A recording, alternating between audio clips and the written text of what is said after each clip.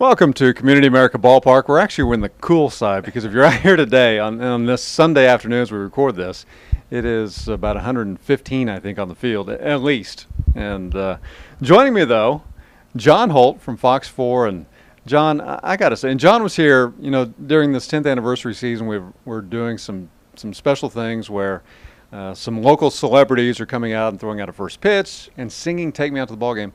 And John, you did awesome. That was a first for me, buddy. I'll tell you, I don't even sing in the shower. I mean, that's how bad I am. But it wasn't bad. Well, I had a great chorus, a crowd of enthusiastic T-Bones fans who helped me get through it. It was awesome. It was, and I will say, and I didn't tell you we're going to do this, but we will post it on the YouTube and probably Facebook and everything else. But it was great, and people, as we're walking out, people are shaking your hand, telling you did a great job. Very nice. I mean, I got to tell you, I talk for a living. I don't sing for a living. So there's a reason for that. We might have found a second career for you. I don't know about that, but I sure had fun.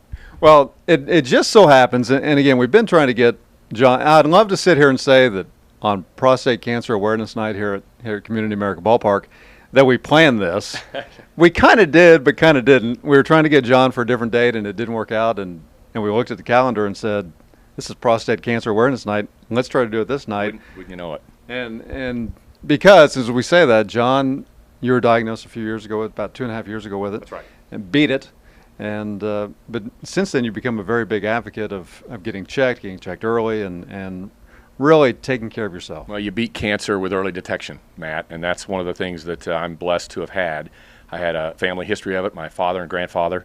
And so I knew that my time was going to be up at some point. I just thought I'd be a lot older. But fortunately, that simple PSA blood test and regular physical exams, my doctor kind of watched it, caught it. I had the biopsy. And you don't want to hear the C word, but when you do hear cancer, it's good to know, too, that you've caught it early. And we opted for the surgery. I had great treatment at the University of Kansas Hospital, and I'm blessed to be here to be able to advocate for it. That's why I do it. Well, and the thing about it, you say a simple blood test, and we don't like to talk about it as guys. We don't like to talk about health overall. Right. Guys don't like to talk about that, and that's something I'm trying to break. I'm trying to be a guy who talks, and I know there are other advocates out there like me who are showing guys that it's okay to talk about, it's okay to be tested and get checked out, because it's the consequences of not doing so could be life or death. And it's a simple test, you say? It's a blood test. It's a PSA blood test. I had it done every 6 months as a part of a regular profile of blood work I do because I'm on a statin for cholesterol. But it could be done annually as part of your regular physical checkup. It's very simple. And for you had a history of it, so you had an idea. I mean, your father, your grandfather, you had an idea that it would hit you at some point. Absolutely. And if you have a history of it in your family, it's like more than double chances Really? of getting it. Yeah. And African-American men are more apt to get it as well. And so just guys in general, even if you don't have a family history, I've had guys reach out to me who have prostate cancer, and I kind of walk them through what I went through. And I'm finding that some of them have no family history whatsoever, and that's why they're so shocked. So you don't have to have the family history. It just increases your odds. Now, as far as your treatment and everything, you and I talked about it as you're going through the treatment and a little bit after as well. For you, the recovery was seemingly pretty quick, wasn't it? It was. I just basically took a 6-week sabbatical from work. My doctor told me to stay home and relax and heal. There are side effects that we deal with as men that linger, but you can work through those, and I have, and that's what I tell guys, and that's one of the reasons guys don't like to talk about it. That's just a part of the process you'll get through. You can't deal with those consequences if you're not around, right? You have to be alive to deal with them. You'd rather be around to deal with them.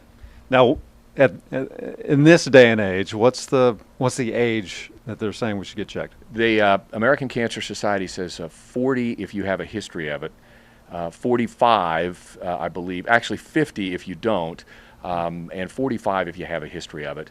There's some debate about that, and there's some debate about the PSA test and do we overtreat.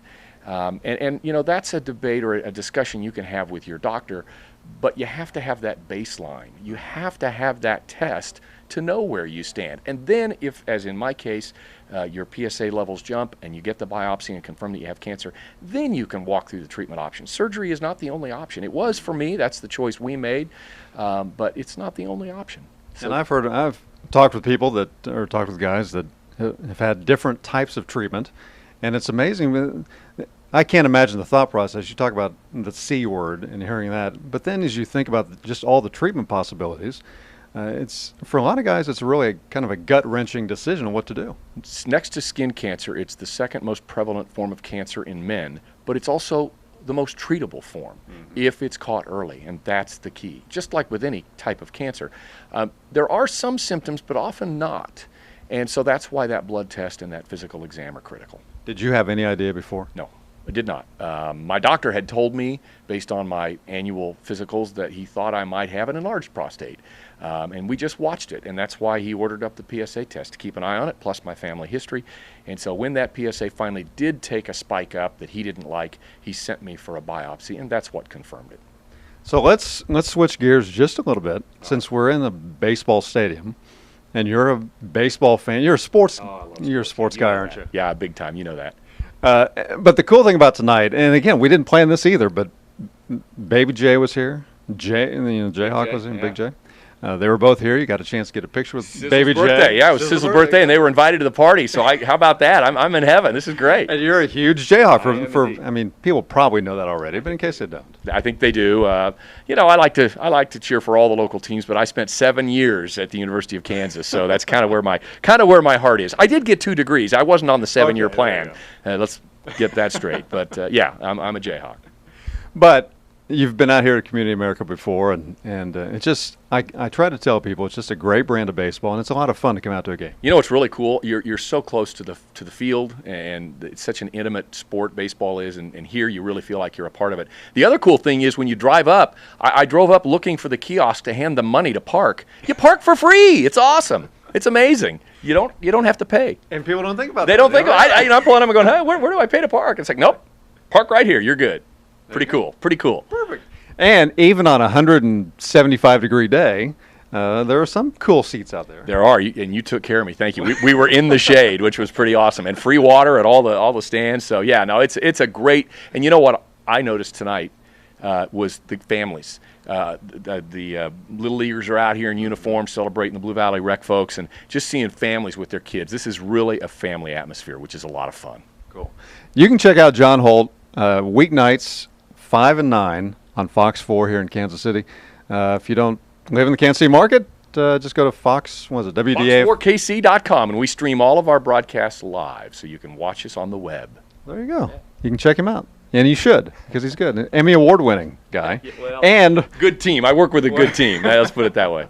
But again, he did an outstanding job tonight. You'll be able to see the video of his singing career. Singing career. I was worried that folks might leave for the bottom of the 7th. We've got a good game going on as we record this, so I think everybody stayed. I don't think I scared anybody off. We can't thank you enough for coming out here tonight. And again, get checked early, guys, because John will tell you have to do it. Thanks for letting me share that story, that message. Thanks, Matt.